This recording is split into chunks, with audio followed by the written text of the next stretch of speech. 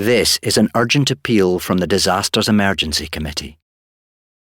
Hundreds of thousands of people have fled their homes to escape conflict in Ukraine, leaving jobs, belongings and loved ones behind.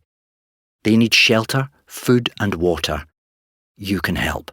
To donate online, search DEC or text radio to 70150 to give £10. Thank you.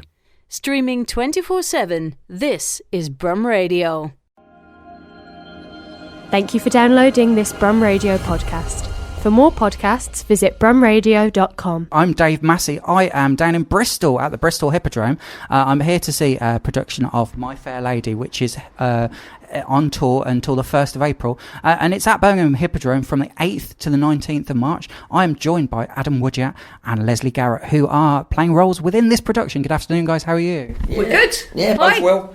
Bit tired, but well. You've just started here yesterday. And you're here for a couple of weeks, is that right? Yeah. What are we here? We're here till the 25th. Yeah, 25th. The 25th, and then we have a week off, which is going to do us all a world of good. And then we come to Brum. Yeah. And what was people's reactions last night? Wild. They went mad. It was pretty good. We were wasn't it? very impressed with the audiences here. Yeah, usually it takes us a show or two to get them going, doesn't it? A little bit of word of mouth to spread. A bit of word of mouth. But they were on it, weren't they? Yeah. Last night we had them jumping up and down. You're wonderful. You're wonderful. Really No. That was just for me. Oh, okay. And Adam, I know you're going to be trying all the food again when you're back in Birmingham. What's on your list to go to? Well, I'd tell you what, it's actually going to be a struggle because I want to go to Actar's because I've not actually been to a theme yet. Mm-hmm. I've had his Actar at home and all that.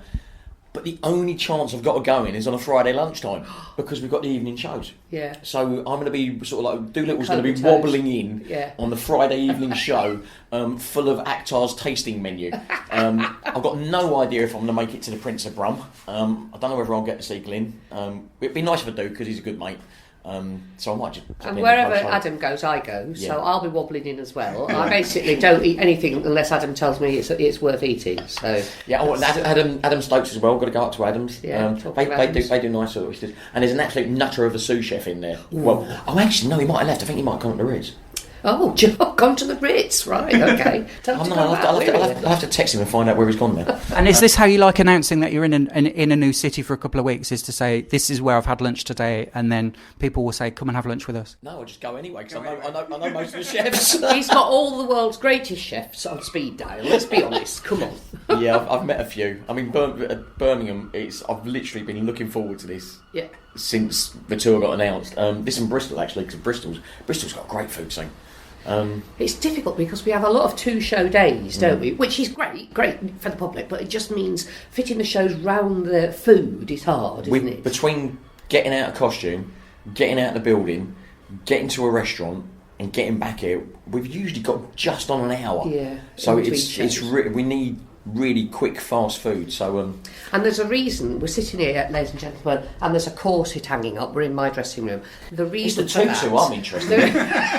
Is it my size? The reason for that corset is basically Adam Woodyatt feeding me. And it has to be, we're now doing the start of Gone with the Wind with the foot in the back, and the He had to do that on me when I did Queen for a Night. So, when did you first see this production ever? Did you see it when you were young? Was it on the stage when you were young? Did you see it on the film? She was Eliza.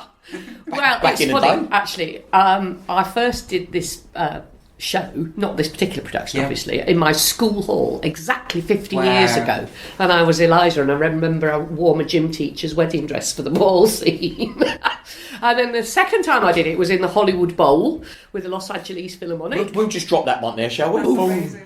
Just there was something between my school hall and here. And then this is the third time I've done it, and it's lovely because it's 50 years exactly, so it's like a big full circle. And I'm loving it. Obviously, I'm not playing Eliza this time. I'm playing Mrs. Pierce. Fierce Pierce. So everybody's scared of me, which I quite like. I'm not. Oh, well, yes, except you. and do you relate differently as you come back to the characters each time? When I saw things, we were talking about this on the way over, if there's certain jokes in it when you're a kid and you see something you don't and suddenly the jokes make sense a bit better when you're older. I think life obviously throws a completely different complexion on a piece. You go what you see and what you feel when you're 16 is completely different from when you're 66.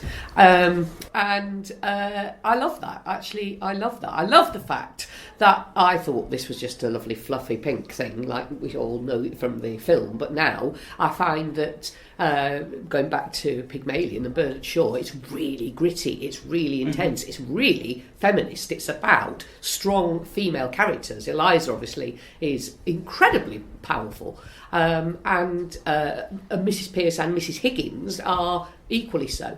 The men are rather flawed, in my opinion, but then that's how Bernard Shaw saw them. Sounds like life.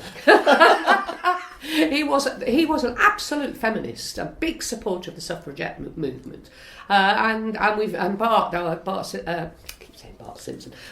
Bartlett Share, our director. No, we were directed by Bart Simpson. Please say that, please. Bartlett Share has gone back to the original Pygmalion, and he's introduced a lot of strong stuff into it. Strong stuff. And he's only got 3 fingers. I know. This is what happens when you do an interview with me. How does it feel to be back in a musical? Because I saw you in Peter James's tour last year at the Alexandra. It was a bit of a shock to start with, because it's been 41 years since I've sung. And some people say, let's hope there's another 41 so you sing again. I wasn't going to say anything at all. Diva. It's actually 40 years since I've been on this stage. I was here in October 81. Did you get out of singing when you were doing those Children in Need for EastEnders? Oh, always. Oh, apart from when I had to dress up as Freddie Mercury. I made an exception for that. I do go back and watch all of those. They're quite funny. There's a theme here with me in drag. I mean, later on, Doolittle's coming on a pair of heels. Wouldn't surprise me. There's quite a lot of cross-dressing in this show, actually. It's very modern. It's a very modern take. And what should I look out for in this show? I've not seen I've only ever seen bits in the raw variety when I was here. It's right around the auditorium. Just get out of the way. Oh yeah. Yeah. That's what I should look at. Yeah, it's last. All the other horses go through, then Dover's coming. Yeah. You can see My Fair Lady at Birmingham Hippodrome from the 8th to the 19th of March, and it's touring. Well, I say touring. It then goes to Manchester until the 1st of April currently. And you can buy tickets from myfairladymusical.co.uk or go to birminghamhippodrome.com for the details. Guys, thank you so much for chatting to me about this today. No You're worries. welcome. Come and see us. Thank you for listening to this Brum Radio podcast. Don't forget to subscribe and rate us on your podcast app.